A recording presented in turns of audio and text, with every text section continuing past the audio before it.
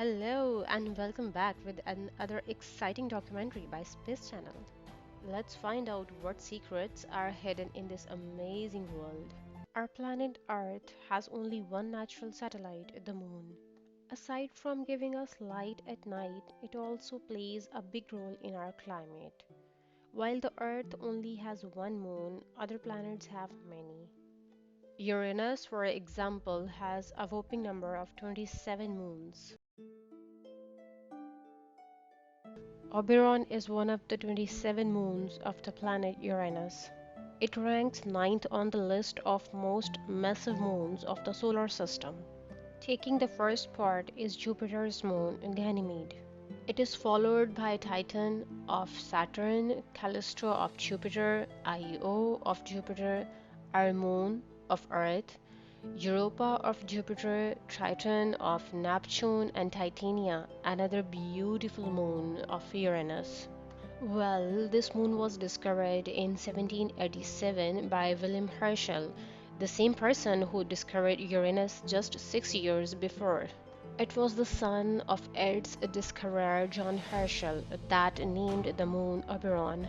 The name was after Oberon, the king of the fairies, from one of the most famous plays of Shakespeare, A Midsummer Night's Dream. More information was gathered about it in January 1986 when Voyager 2 approached the closest to the natural satellite.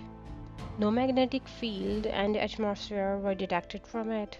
The Voyager 2 probe was the only close encounter we had with Oberon and the whole system of Uranus.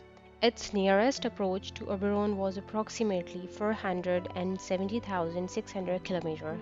One explanation for the formation of Oberon is that it was born from Uranus' accretion disk.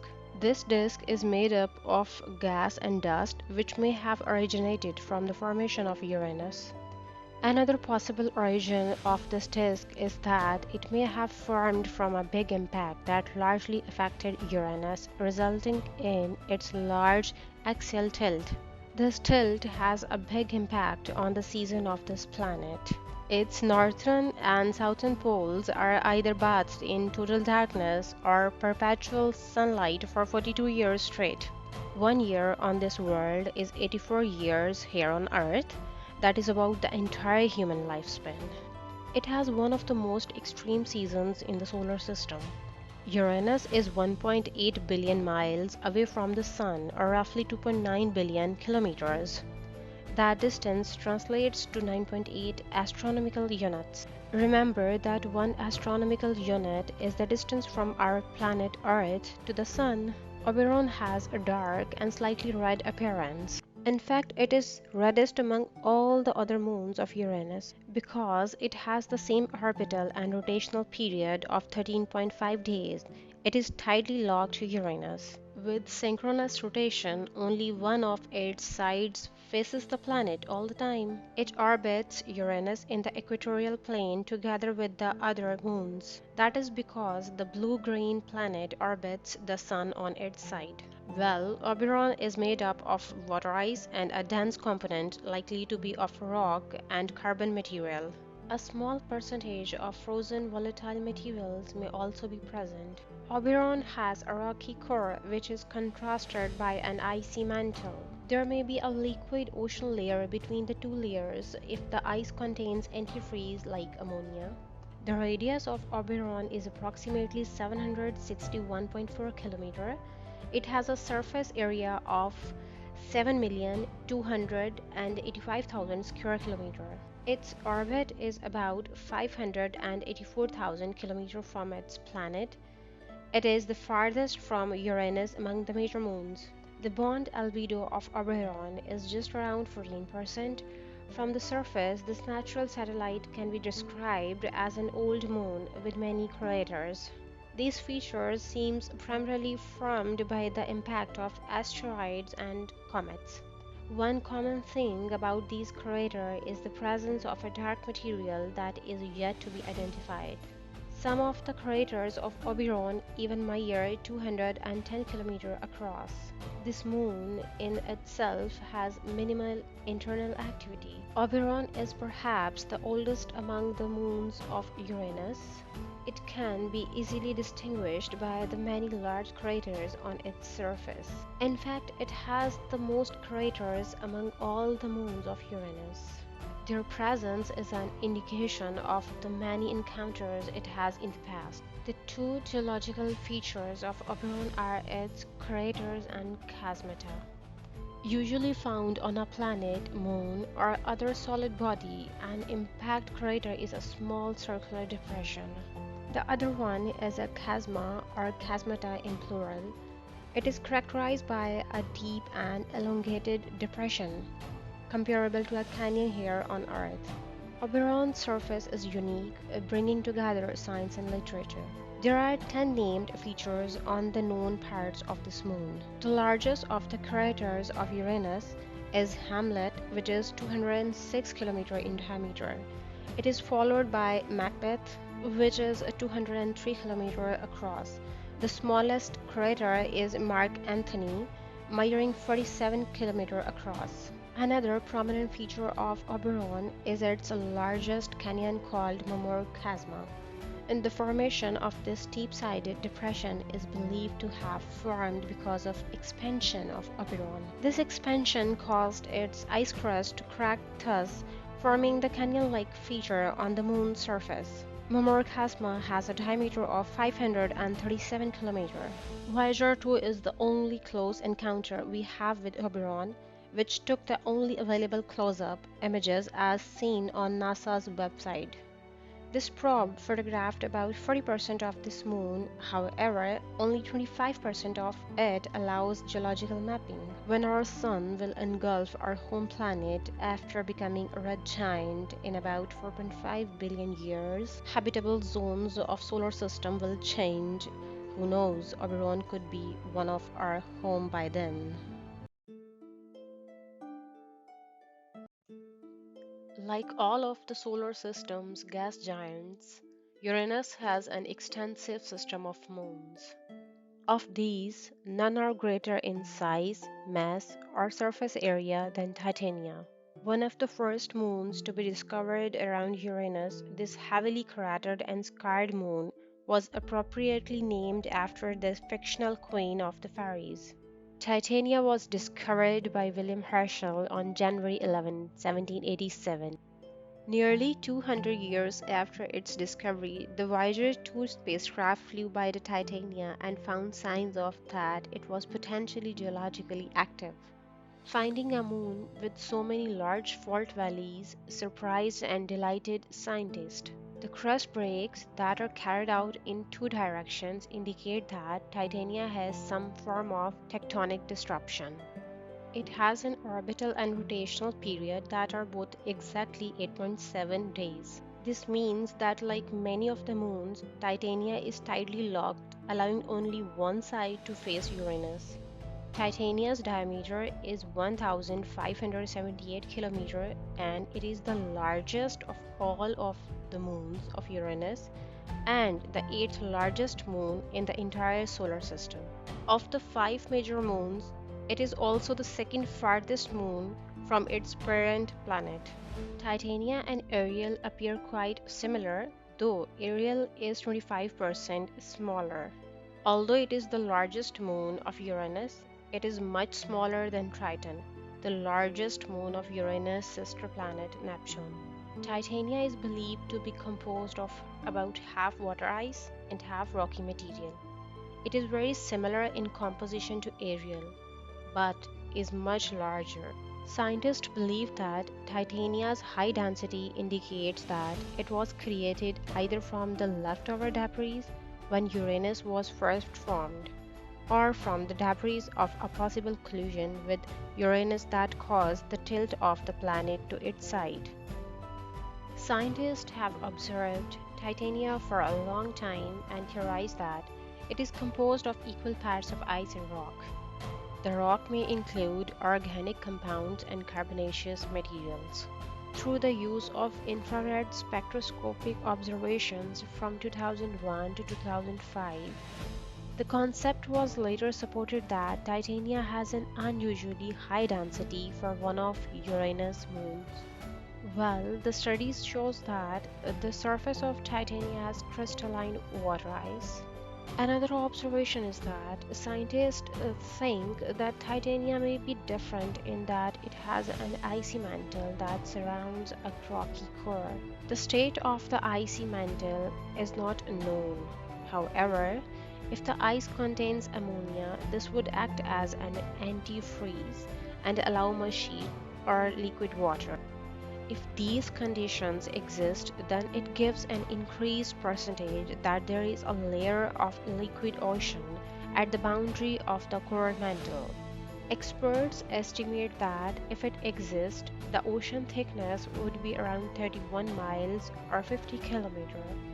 Titania's surface is a mixture of cratered terrain and systems of interconnected valleys hundreds of kilometers long.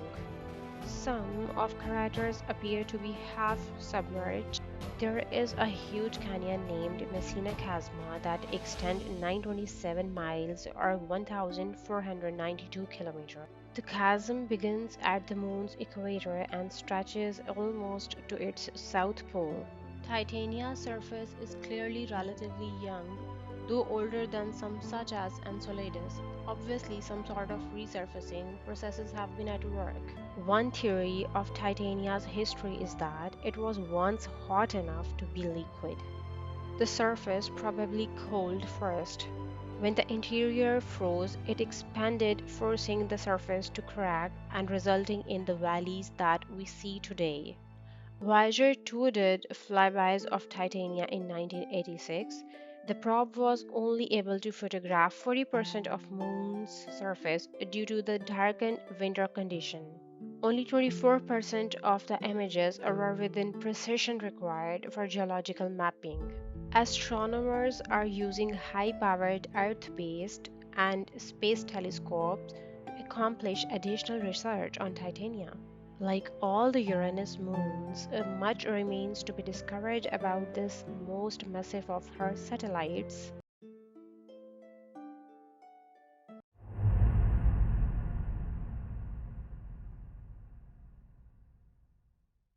You are on Umbriel, the darkest moon of Uranus. Uranus moons are very mysterious and visited only one time by any space probe. Yet they hold the most amazing secrets of our solar system history. NASA may be finally going back to Uranus if the space agency can finance recommendations in the recent National Academy Planetary Science Decadal Survey.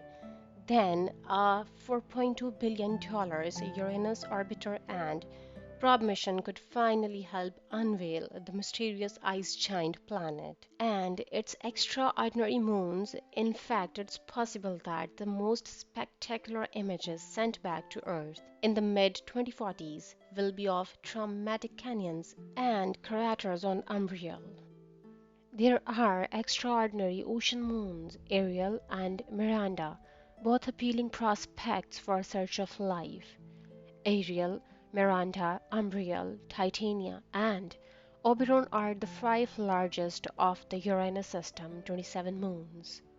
Umbriel has dark but surprisingly young surfaces that could be rich in organics, the building blocks of life as we know it. The snapshots of the Uranian moon's surfaces collected during Voyager 2's brief flyby in 1986 revealed ubiquitous evidence for endogenic geologic activity.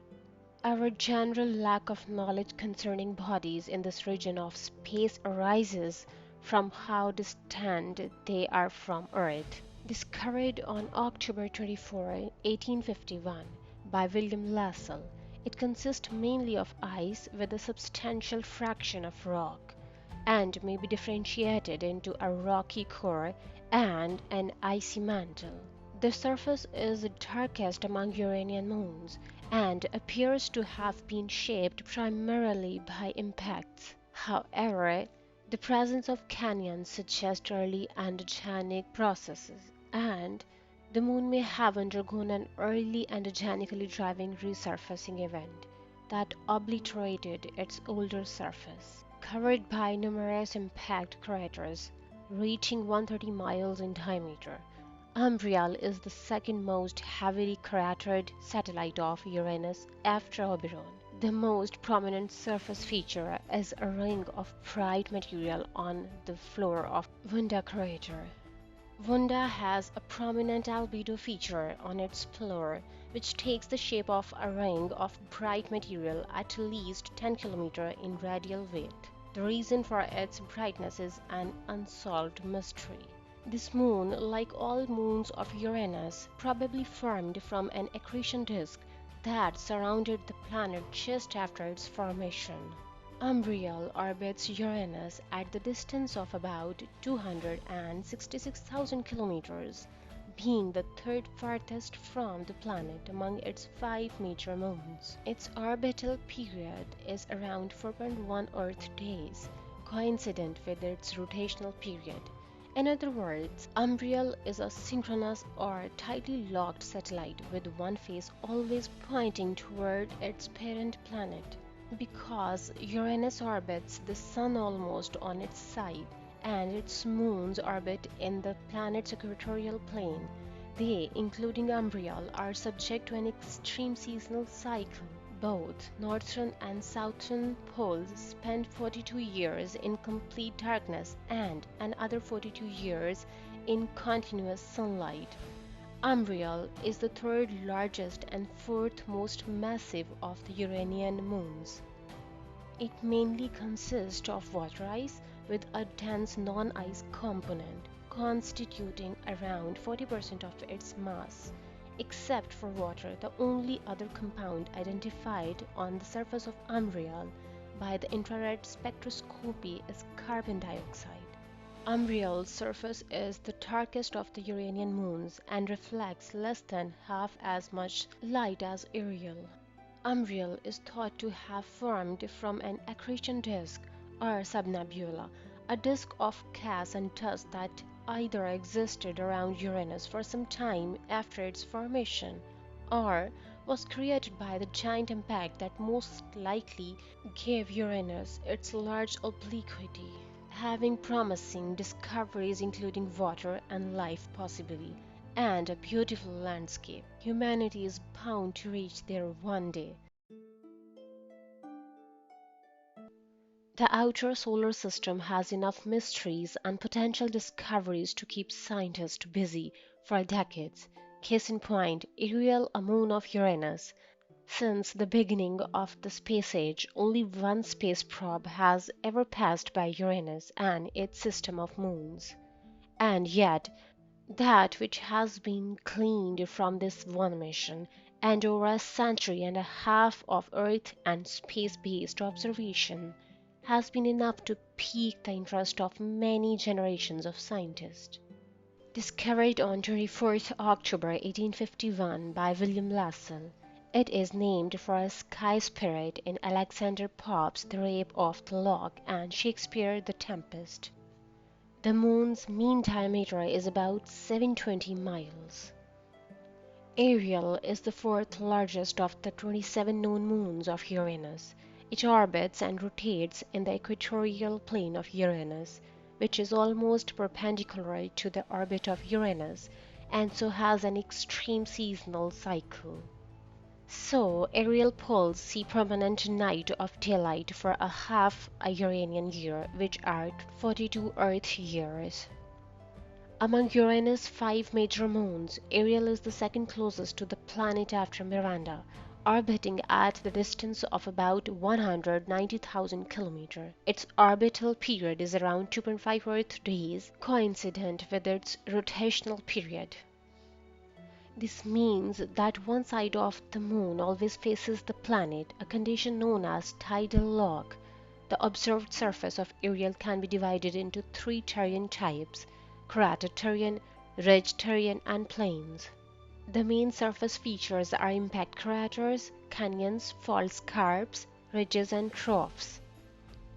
Photographs taken by the US Voyager 2 spacecraft during its flyby of the Uranus System in 1986 shows that Ariel's surface is crisscrossed with scarps and long valley-like formations.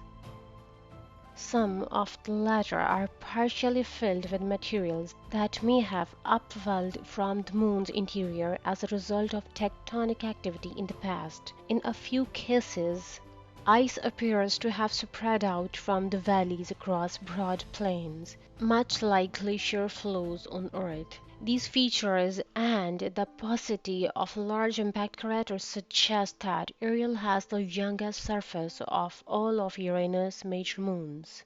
Ariel revolves around Uranus at a mean distance of 190,900 kilometers. The Moon's density is 1.66 grams per cubic centimeter, which indicates that it consists of roughly equal parts water ice and a dense non-ice component. The latter could consist of rock and carbonaceous material, including heavy organic compounds known as tholins. Its surface features are most interesting among other Uranian moons. Ariel is believed to be composed of about half water ice and half rocky material. This is a somewhat larger fraction of rock than Saturn's moon Rhea. Ariel is very similar to Titania, although Titania is about 35% larger. The most striking feature of Ariel is the complex network of deep rift valleys crisscrossing the entire surface of the Moon. These canyons are very similar to those on Mars. They have extremely smooth floors, which indicates that they may have been eroded by some form of liquid. We know it could not have been water because water is as hard as steel at these extremely low temperatures. Astronomers believe that these canyons may have been carved out by liquid ammonia, methane, or carbon monoxide. Some of these valleys have ridges which are believed to have been formed by upwellings of ice from the Moon's interior. The surface of Ariel is also littered with craters. Many of these craters appear to be partially submerged. This indicates that the surface is relatively young. Astronomers believe that some sort of process has reshaped the surface of this moon. Ariel has no detectable atmosphere and no magnetic field. The crater terrain is intersected by a network of scarps, canyons, and narrow ridges, most of which occur in Ariel's mid-southern latitudes, known as chasmata. These canyons were probably graben that formed due to extensional faulting triggered by global tension stresses, which in turn are believed to have been caused by water or liquid ammonia freezing in the interior. These chasmata are typically 15 to 50 km wide and are mainly oriented in an east or northeasterly direction. The widest graben has grooves running along the crest of their convex floors known as valleys. The longest canyon is Kachina Chasma, which is over 620 km long. All in all, Uranus moon Ariel is in good company. Like its fellow Uranians, its axial tilt is almost the exact same as Uranus. It is composed of almost equal parts ice and rock. It is geologically active, and its orbit leads to an extreme seasonal cycle. However, Ariel stands alone when it is to its brightness and its youthful surface. Unfortunately, this bright and youthful appearance has not made it any easier to observe. Alas, as with all Uranian moons, exploration of this moon is still in its infancy, and there is much we do not know about it. One can only hope another deep space mission, like a modified Cassini flyby, takes place in the coming years and finishes the job started by Voyager 2. How many places in the solar system you know having water, ice, and maybe life? Many of us knows about Europa, Jupiter's moon, having water, ocean, and oxygen. Then there is Enceladus, Saturn's moon, having water oceans and even organic molecules that could be due to life there. But I will introduce you to Miranda, a mysterious moon of Uranus. Virtually all known information regarding its geology and geography was obtained during the flyby of Uranus made by Voyager 2 on January 25, 1986. Miranda also designated Uranus 5 as the smallest and innermost of Uranus' five round satellites. It was discovered by Gerard Kuiper on February 16, 1948 at McDonnell Observatory in Texas. Named after Miranda from William Shakespeare's play The Tempest. If you ever able to stand on the surface, you will have an incredible view of ice giant Uranus up close. While crater counts suggest that the majority of Miranda's surface is old, with a similar geological history to the other Uranian satellites, few of those craters are particularly large, indicating that most must have formed after a major resurfacing event in its distant past. Miranda observed hemisphere contains three giant racetrack-like grooved structures called chronae, each at least 200 kilometers or 120 miles wide and up to 20 kilometers 12 miles deep, named Arden, Elsinore, and Inverness after locations in Shakespeare's plays. Miranda also has the largest known cliff in the solar system, Verona Rupes. The cliff face, previously thought to be from 5 to 10 km high, as of 2016 is estimated to be 20 km high, which makes it the tallest known cliff in the solar system. It may have been created by a major impact which caused the moon to disrupt and reassemble, or by the crust rifting. The observed surface has patchwork regions of broken terrain, indicating intense geological activity in Miranda's past, and is crisscrossed by huge canyons, believed to be the result of extensional tectonics. As liquid water froze beneath the surface, it expanded, causing the surface ice to split, creating graben.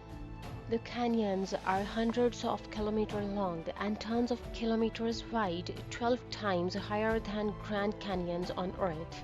Of Uranus' five round satellites, Miranda orbits closest to it at roughly 129,000 kilometers from the surface.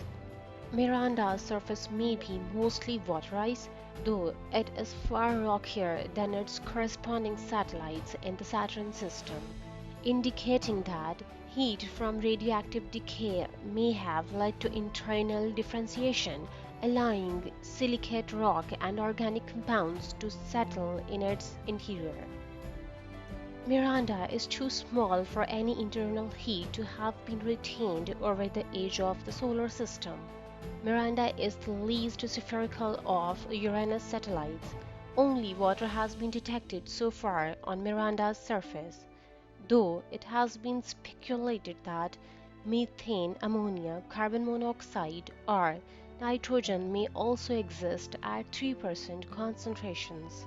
In the coming years, one can only hope that NASA, the ESA, or other space agencies decide that another Voyager-like mission is the need to send the outer solar system. Well, until such time, Uranus and the many moons that orbit it will continue to keep secrets from us. Thanks for watching Space Channel and wait for more informative documentaries. Bye bye.